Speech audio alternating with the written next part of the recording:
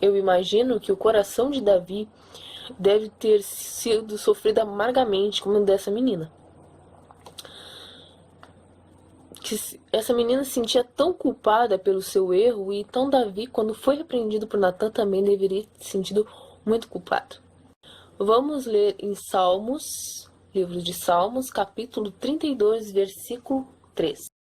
Enquanto calei os meus pecados, envelheceram os meus ossos, pelos que me constantes gemidos todo dia. Se nós seres humanos erramos com frequência e se a culpa nos faz parte do nosso dia a dia, como devemos lidar com esse sentimento? Isso é uma pergunta bastante importante. O sentimento de culpa pode nos levar a duas ações: ao arrependimento e ao remorso. Temos na Bíblia dois bons exemplos dessas ações às quais a culpa nos conduz: Pedro e Judas. Pedro e Judas eram dos discípulos de Jesus, e ambos traíram um pouco antes de sua morte. Pedro traiu negligenciando Jesus, dizendo que não conhecia Jesus 3 vezes quando ele foi perguntado publicamente: "Você é um discípulo de Jesus?" "Não." "Você andava com Jesus?" "Sim, eu te via." E Pedro negou. E assim Pedro negou 3 vezes antes do galo cantar. Judas também era um discípulo de Jesus, só que ele traiu Jesus, entregando ele aos sacerdotes por 30 moedas de prata.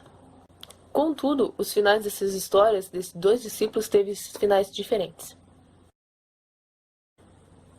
Qual a diferença entre a reação de Judas e de Pedro em função da culpa, remorso que sentiu por trair Jesus?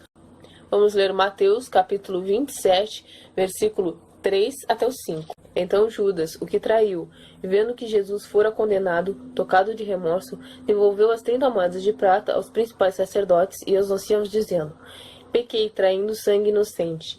Eles, porém, responderam: "Que nos importa? Isso é contigo." Então Judas, atirando-se para o santuário as moedas de prata, retirou e foi enforcar-se. E agora vamos ler João, capítulo 21, versículos 15 até o 19. Depois de terem comido, perguntou Jesus a Simão Pedro: "Simão, filho de João, amas-me mais do que estes outros?" Ele respondeu: "Sim, Senhor, tu sabes que eu te amo." E ele disse: "Apacenta os meus cordeiros."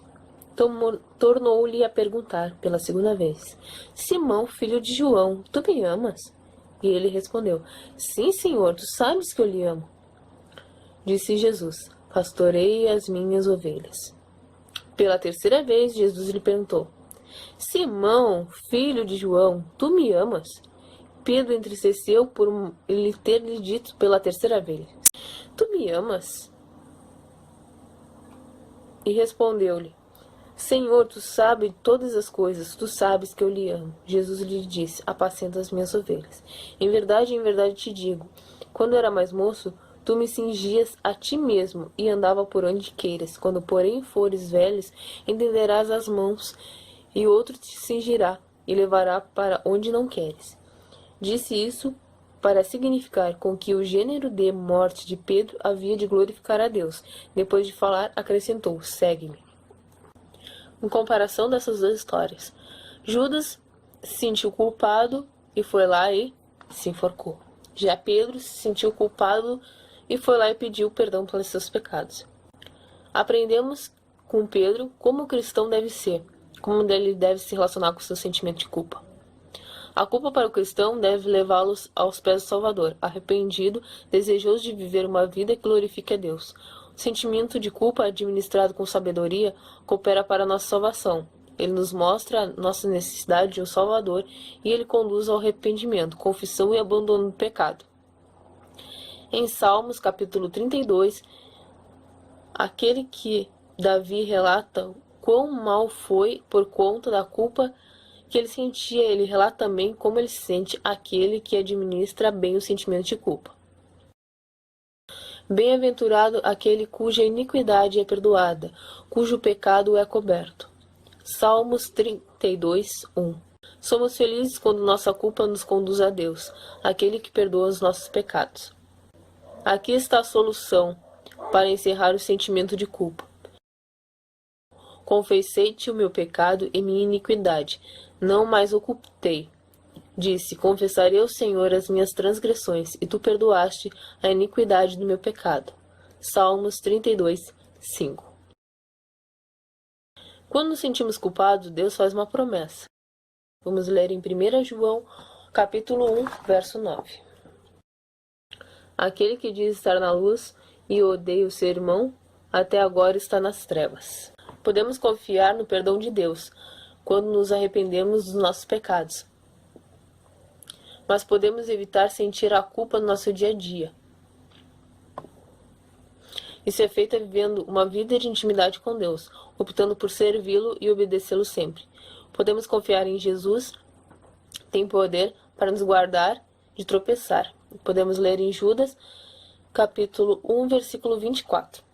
Deixando Cristo viver em nós, a culpa deixará de ser parte de nossa rotina. O que aprendemos hoje?